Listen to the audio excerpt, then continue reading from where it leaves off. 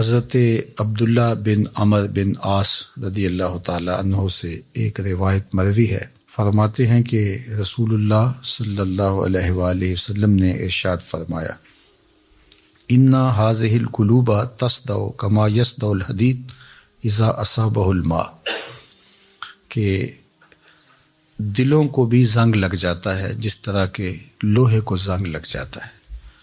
لوہے کو جب پانی لگ جائے تو وہ زنگ آلود ہو جاتا ہے۔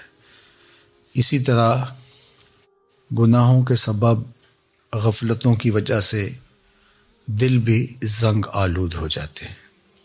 اللہ تعالی ہمارے دلوں کو زنگ آلود ہونے سے محفوظ فرمائے۔ لیکن یہ ایک حقیقت ہے، ہماری مسلسل غفلت اور اعمال بد اور گناہوں کے سبب سے دل زنگ آلود ہو جاتے ہیں۔ قیل یا رسول اللہ صلی اللہ علیہ وسلم وما جلاؤها، عرض کی حضور اس کا علاج کیا ہے؟ ان دلوں کو روشنی کیسے ملے گی؟ زنگ کیسے اترے گا؟ دل اجلے کیسے ہوں گے؟ تو اللہ کے محبوب علیہ السلام نے ارشاد فرمایا، قال کثرت ذکر الموت و تلاوت القرآن، کثرت کے ساتھ موت کو یاد کرنا اور قرآن مجید کی تلاوت کرنا، یہ دو ایسے عمل ہیں کہ جو دلوں کا زنگ اتار دیتے ہیں۔ کثرت ذکر موت دنیا کی محبت کم کرتی ہے، اور جب انسان اپنی موت کو یاد رکھتا ہے تو موت کی یادداشت دنیا کی لذتوں سے محفوظ رکھتی ہے، بلکہ فرمایا کہ لذتوں کو توڑنے والی کو یاد کرو۔ عرض کی یا رسول اللہ صلی اللہ علیہ وسلم لذتوں کو توڑنے والی کیا چیز ہے؟ تو فرمایا موت۔ تو موت خواہشات کو کم کرتی ہے، آرزوؤں کو محدود کرتی ہے۔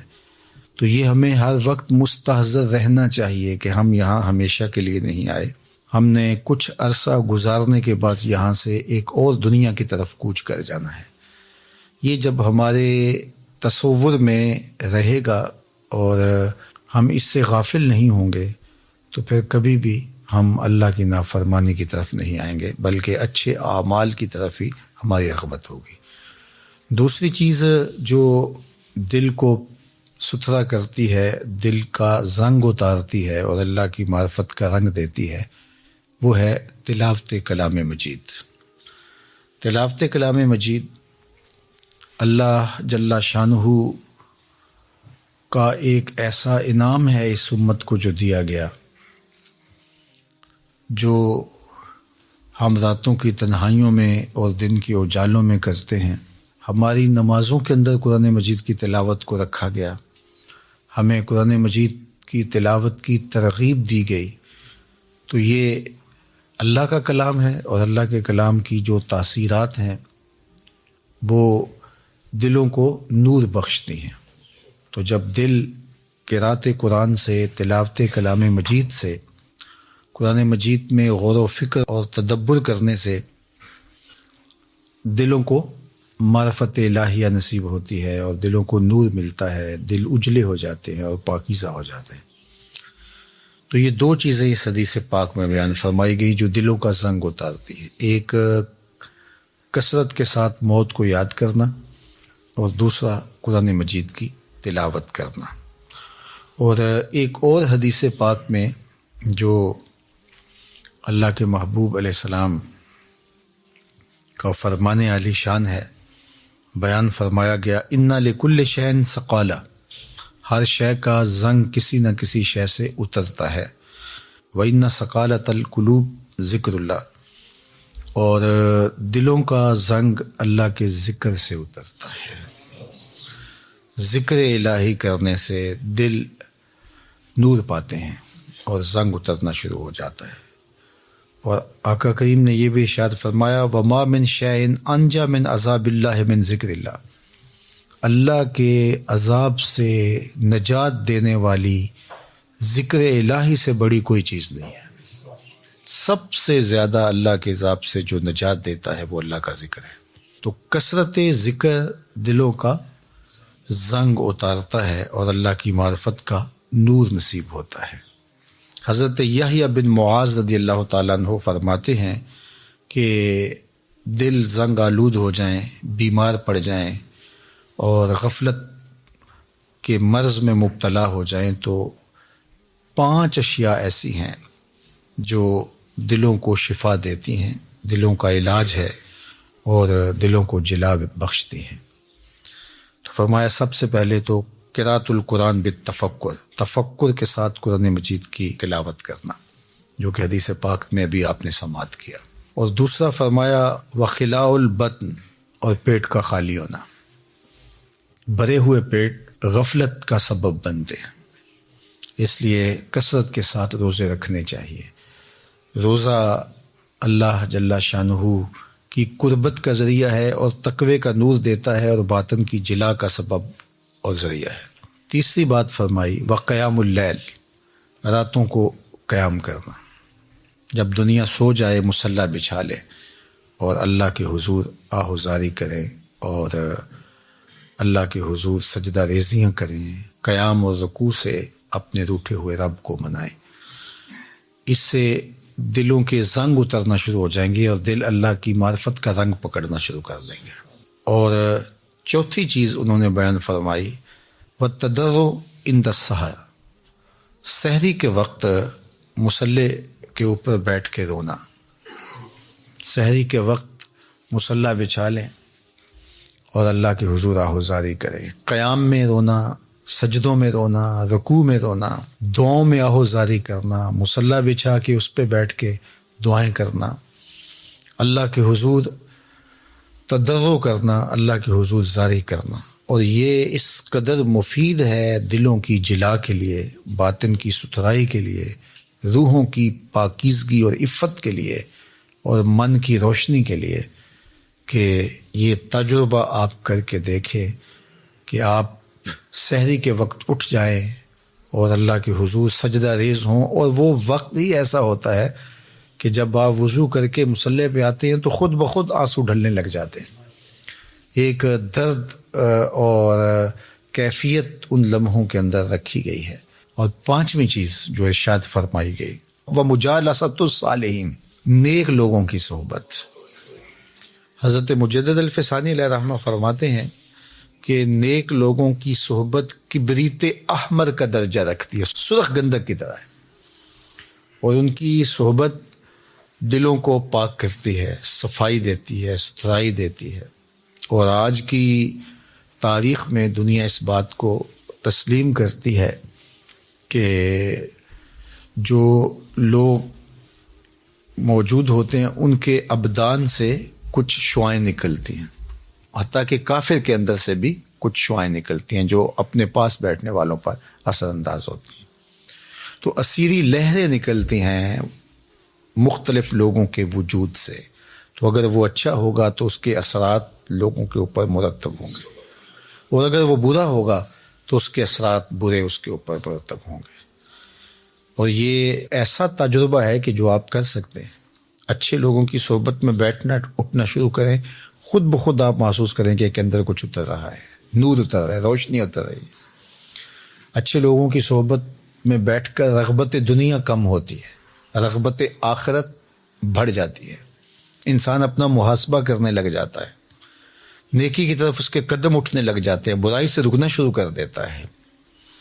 اور برے لوگوں کی صحبت میں بیٹھنا شروع ہوں گے تو آپ کی نمازیں چھوٹنے لگ جائیں گی، آپ کی نظر میں ناپاکیزگی آنے لگ جائے گی، آپ کی سوچوں میں آوارگی آنے لگ جائے گی، طلب دنیا بڑھنا شروع ہو جائے گی، تکبر، رونت، غرور، یہ سب کچھ اترنا شروع ہو جائے گا برے لوگوں کی صحبت سے۔ اس لیے برے لوگوں کی صحبت سے ایسے بھاگا جائے جیسے کسی موذی جانور سے بھاگا جاتا ہے۔ رومی نے تو کیا خوب کہا کہ تا توانی دور شو از یار بد، یار بد بدتر بود از مار بد، کہا جہاں تک ممکن ہو برے یار سے دور رہے، اور پھر فرمایا کہ برا یار برے سانپ سے بھی برا ہے۔ وہ کیوں؟ کہا کہ سانپ لڑتا ہے تو جان لیتا ہے، برا یار لڑتا ہے ایمان لیتا ہے۔ آخرت برباد کر دیتا ہے۔ اس لیے اچھے لوگوں کی صحبت کو تلاش کرنا چاہیے، اور اچھے لوگ مل جائیں تو ان کی صحبت کو غنیمت سمجھنا چاہیے۔ مجھے واصف علی واصف مرحوم کا ایک جملہ یاد آیا۔ انہوں نے کہا تھا، جس شخص کے بارے میں تمہیں شک ہونا کہ اللہ کے قریب ہے، اس کے نیڑے لگ جاؤ۔ تمہیں شک بھی پڑ جائے کہ یہ بندہ اللہ کے قریب ہے، تو پھر اس کے نیڑے لگ جاؤ، اس کی غلامی اختیار کر لو، اس کی نوکری اختیار کر لو، اس کی صحبت اختیار کر لو۔ تو یہ 5 چیزیں حضرت یحییٰ بن معاذ فرماتے ہیں کہ اجڑے ہوئے دلوں کو آباد کر دیتی ہیں، بیمار دلوں کے لیے پیام شفا ہے، اور دلوں کے زنگ اتار کے اللہ کی معرفت کا رنگ دیتی ہیں۔ اور ان میں سے قراءۃ القرآن بالتفکر، دوسرا خلاء الباطن، تیسرا قیام اللیل، اور چوتھا التضرع عند السحر، اور 5واں مجالسۃ الصالحین، نیک لوگوں کی مجلس صحبت۔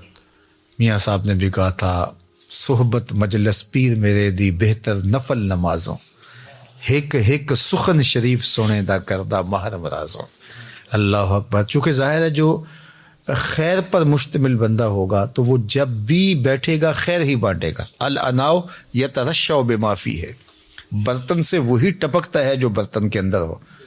تو کسی اچھے آدمی کی صحبت میں آپ بیٹھیں گے تو وہ خیر ہی دے گا، وہ آپ کے لیے رحمت کا سبب و ذریعہ بنے گا۔ اور برا آدمی چونکہ اس کے اندر ہی شر ہے، اس کے اندر ہی برائی ہے، تو وہ خیر دے ہی نہیں سکتا چونکہ اس کے اندر ہے ہی نہیں، تو اس کے اثرات ضرور مرتب ہوں گے۔ اور اللہ کے محبوب علیہ السلام نے اچھے جلیس اور برے جلیس کی مثال دی کہ جو اچھا جلیس ہے، فرمایا اس کی مثال عطر بیچنے والے کی ہے، یا تو وہ آپ کو تحفہ دے دے گا، جس طرح کہ عطر بیچنے والوں کی عادت ہوتی ہے کہ وہ تحفہ دیتے ہیں، یا پھر اس سے آپ خرید لیں گے، آپ کو عطر اچھا لگے گا، انسانی طبع کو خوشگوار لگتا ہے، تو آپ کہیں گے کہ یہ مجھے دے دیجئے۔ اور تیسری بات فرمائی کہ اگر نہ وہ تمہیں ہدیہ کرے اور نہ تم خرید سکو تو جب تک اس کے پاس بیٹھے رہو گے خوشبو آتی رہے گی۔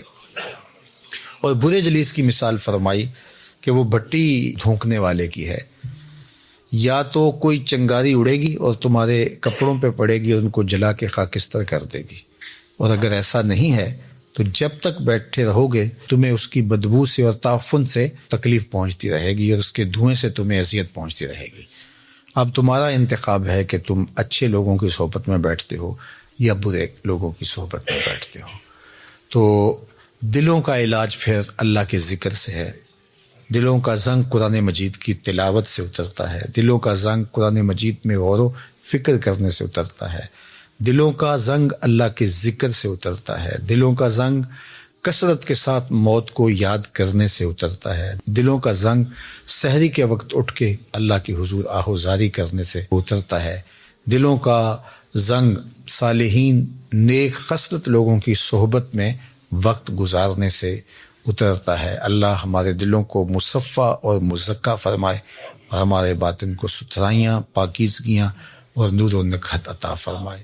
جب ہمارے دل صاف ہوں گے بغض سے، حسد سے، کینے سے، نفرتوں سے، تو اس دل میں جمال یار نظر آئے گا۔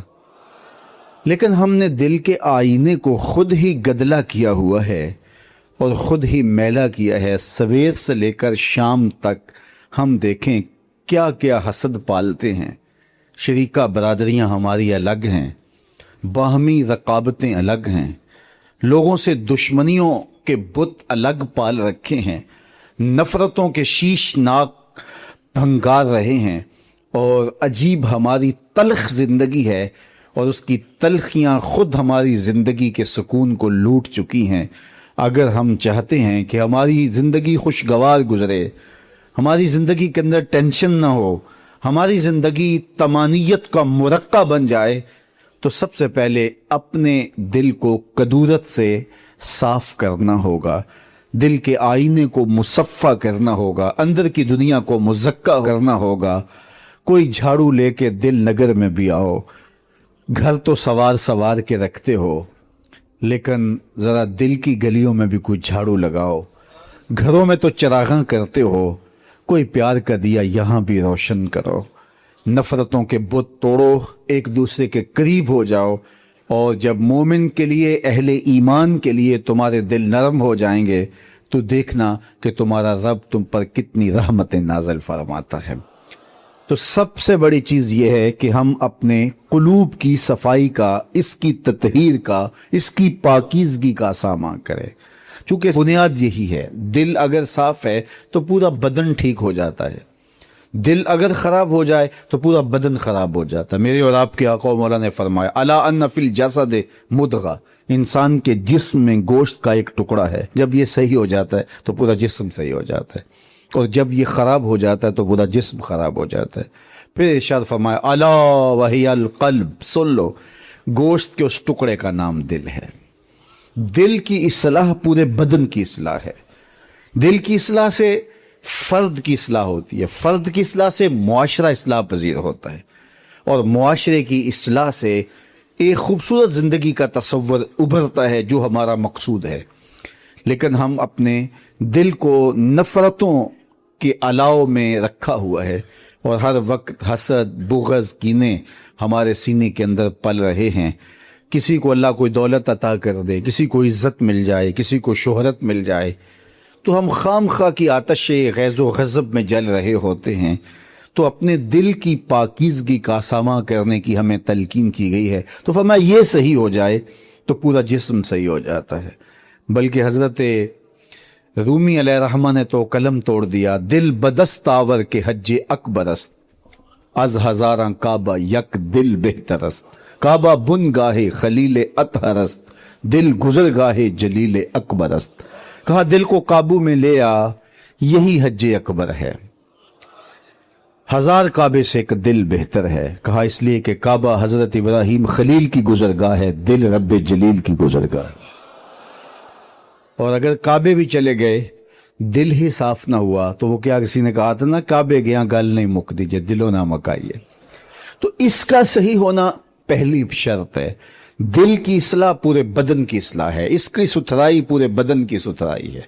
तो इसलिए इसको काबू में करो। ये कायनात है। हमारे सूफिया पहली तवज्जो देते ही दिल पे हैं।